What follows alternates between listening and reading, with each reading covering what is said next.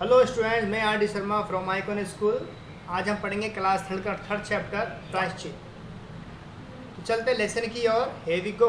प्रायश्चित। कंटक वन में एक क्रूर बहेलिया घूम रहा था।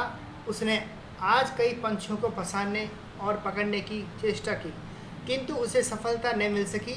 भूख से व्याकुल बहेलिया इधर उधर मारा मारा घूम रहा था कि उसने वृक्ष की एक डाल पर अपने पंखों को तोलती हुई एक सुंदर कबूतरी को देखा। उसने कबूतरी को चुपके से पकड़ लिया और पिंजरे में बंद कर लिया।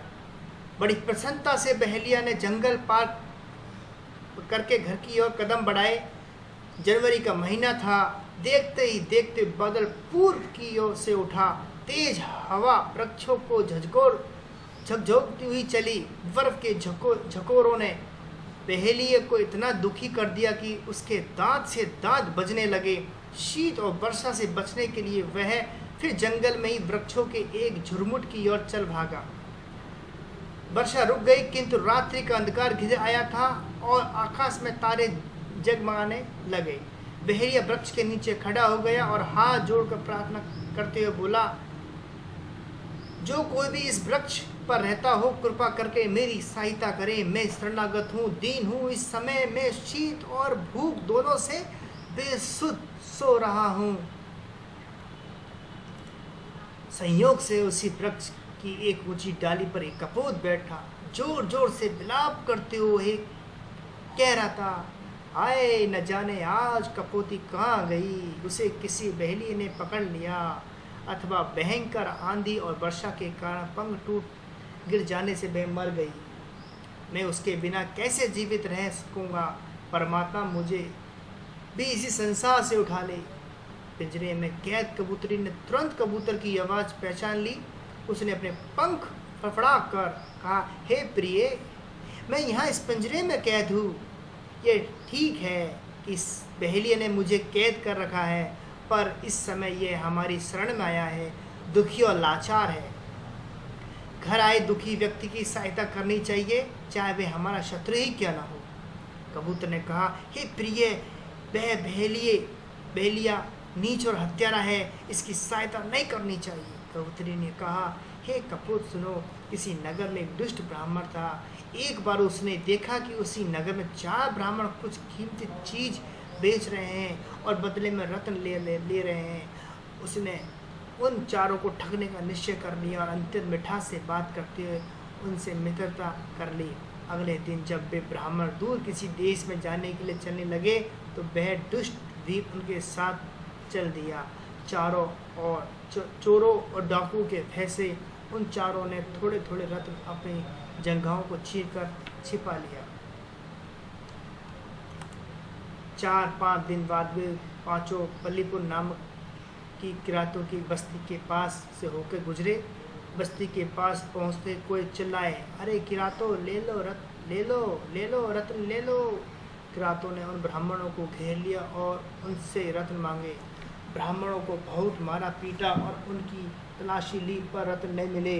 अंत में किरातों ने कहा कि आज तक ये कोई कभी झूठ नहीं बोले, इसलिए यदि तुम लोग छिपे हुए रत्न नहीं दोगे तो तुम पांचों के शरीर फाड़ डाले जाएंगे और उन्हें फाड़ कर रत्न ले लिए जाएंगे। उस दुष्ट ठग ने सोचा कि चारों के साथ मुझे भी बनना पड़ेगा, तो क्यों न मैं खुद ही मरकर इनकी प्राण बचा लूँ।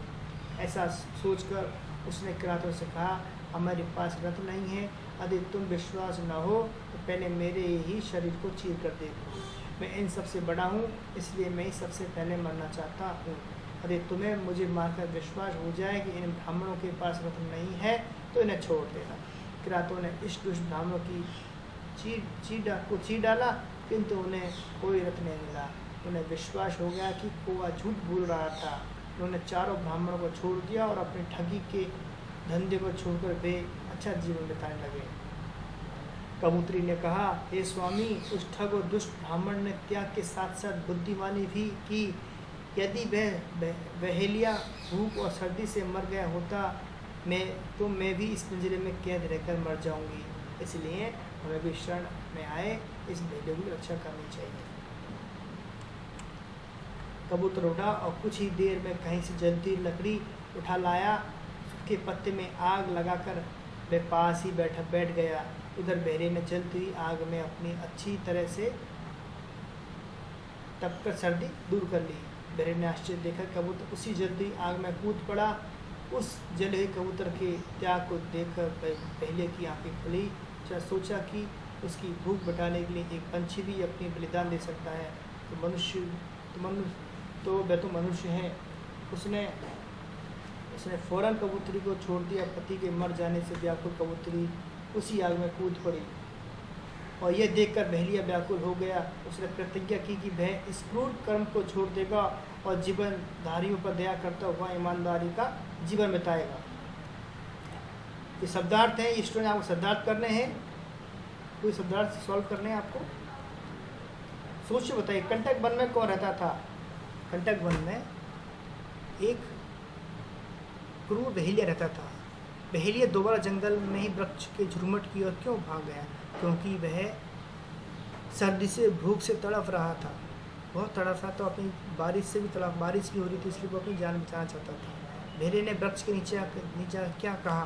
बहेलिया ने वृक्ष के नीचे हाथ जोड़कर कहा, जो कोई भी इस वृक्ष में रहता है कृपा करके मेरी सहायता करे। मैं शरणागत हूँ, दीन हूँ। इस समय मैं शीत और भूख दोनों से बेसुध सो रहा हूँ। कबूतर ने बहेलिया के लिए क्या कहा? कबूतर ने बहेलिया के लिए क्या कहा? कबूतर ने बहेलिया के लिए क्या किया? कबूतर ने बहेलिया के लिए क्या किया? उसने बहेलिया बहुत सर्दी से काँप रहा था, उसने उसके लिए आग जलाई। ये उसके लिए अच्छा काम किया था। कबूतरी ने कबूतर से बहेलिया की सहायता करने को कहा। कबूतरी ने बहेलिया की सहायता के लिए कबूतर से कहा क्योंकि वह चाहती थी कि त्याग करें, बलिदान करें और दूसरों की मदद करें। क्योंकि यदि वह जिंदा रहेगा तो कबूतरी भी जिंदा रहेगी, वह मर गया तो वो पिंजरे में खुद भी मर जाएगी। ये इसने कहा।